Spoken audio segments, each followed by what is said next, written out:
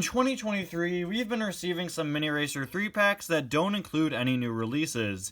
And while you may be annoyed that they're doing packs without new releases when in the past nearly every pack is always guaranteed at least one new release, I honestly don't mind all that much. We have the LM Makeover pack with Cruisin' McQueen, Ramona Doc, the Protect and Serve pack with Red, Sheriff, and I'm pretty sure Sarge is in there too, and this next gen pack with re-releases of Ryan Inside Laney, Flipped Over, and Barry DePedal. I honestly don't really mind, because in the Mini Racers line it is pretty difficult to get significant Cars characters. For starters, characters are sold in blind boxes, and if you don't know the blind box codes, which are pretty easy to find online, but if you're like a kid who doesn't know of the codes, then you're already left in the dark when it comes to who you're getting. Also, when it comes to the other main way to get minis, that being multi-packs, they just reuse the exact same characters again and again and again. It's been years since regular Ramon or Doc have been in a 3-pack. I'm pretty sure Sarge has never been in a 3-pack. So I think these new 3-packs with just re-releases are a pretty good idea for new collectors. The Mini Racers line has lasted for 6 years now, so you gotta do something to try to get some new collectors that haven't been there since the beginning. Another good thing about these packs is they just have some pretty solid re-releases in them, especially this one, Flipped Over, Ryan Inside Laney, and Barry DePedal.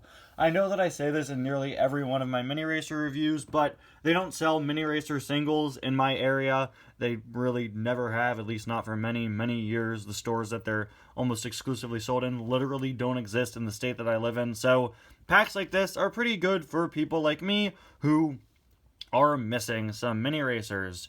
I actually already had Flip and Ryan, but I picked this pack up for Barry. So ironically, despite the fact that all 3 cars in this pack are re-releases instead of 2 re-releases and 1 new release, for me it's 2 cars I already had and 1 I didn't. Anyway guys, welcome back to another review. Today we're going to be taking a look at the 2023 Next Gen 3-pack. Now, of all of the packs that are all re-releases, this one is probably the most disappointing to me, because when I heard we were getting a new Next Gen 3-pack, I was excited to see what new Next Gen they'd release in it, what Next Gen that's missing from the Mini Racers line would be made next. None of them.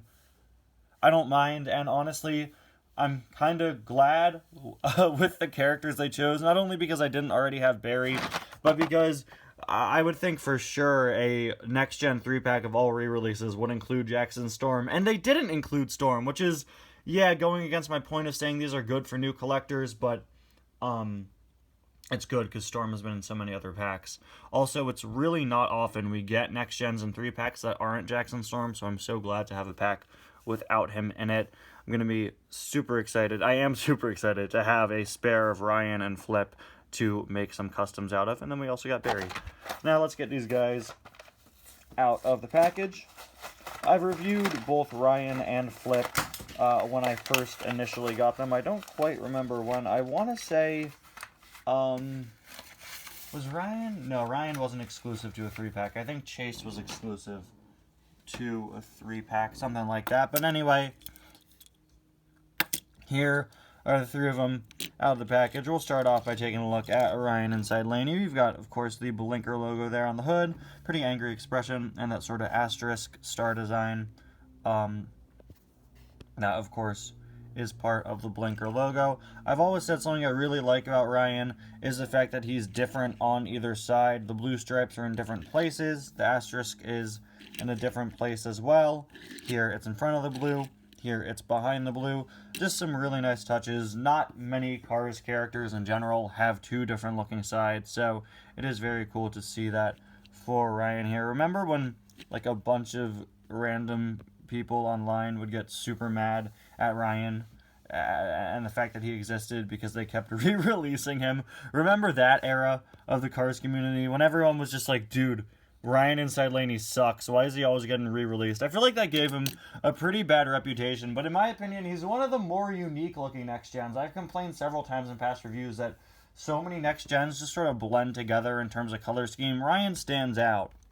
Another one that really stands out is the one and only Flipped Over, the legend himself. Flip's Mini here uses this really nice dark metallic pink, which is super movie accurate compared to the light pink that Flip's original 155 scale diecast was. Of course, last year they updated Flipped Over to have a more accurate color scheme, which is basically the same color scheme the Mini Racer had. So, yeah, a funny case of the Mini Racer being more accurate than the 155 scale diecast until, of course, they fixed that. Got this interesting winding road pattern on him, 0, 0 there, intersection logo there, intersection up there. I've always loved the fact that he has this winding road system that goes all the way across him and even up to the top. There is a look at his base. And finally, Barry, the one release here that's new for me. Probably one of my least favorite next-gen designs. He's just pretty boring. He's really not the most interesting. RPM is probably one of the most iconic car sponsors, and Barry here is just like, oh, you like the other RPM designs? Yeah, well, look, we're blue now. Now we look like every other next gen, and now we're kind of boring. And honestly, I think that was kind of the point with the next gens, to make them all look like industrialized.